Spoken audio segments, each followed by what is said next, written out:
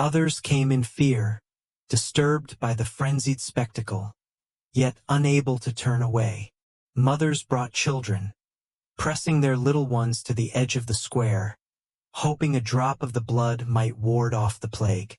Merchants sold relics, pieces of whip, scraps of bloody cloth as talismans.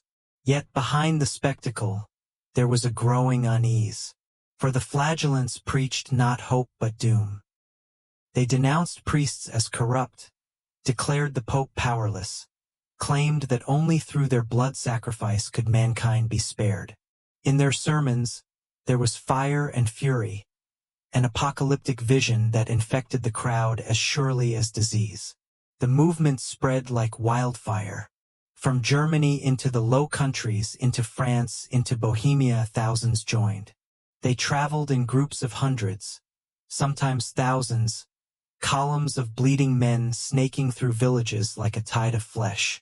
They slept in barns or beneath the stars, ate from the hands of those who revered them, and left behind trails of blood.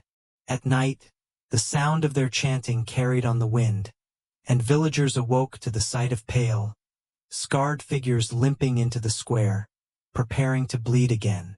It was said that in some towns, the streets ran red for days after their passage, stones dark with the stains of their sacrifice.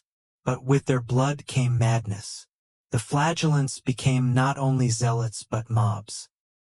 Convinced that the plague was caused by sin, they began to seek sinners to punish.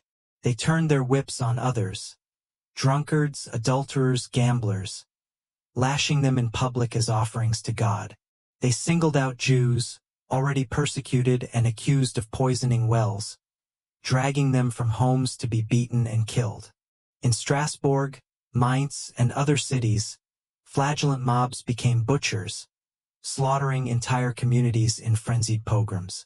Blood was their gospel, and it mattered not if it came from their own backs or the throats of others. Their rituals grew darker. Chroniclers describe nights when flagellants gathered in torchlight, their bodies dripping red, chanting until they foamed at the mouth, their whips striking in rhythm like drums of war. Some claimed to see visions, angels, demons, the Virgin Mary weeping blood. Others fell into trances, speaking prophecies of fire and doom. There were whispers that Satan walked among them,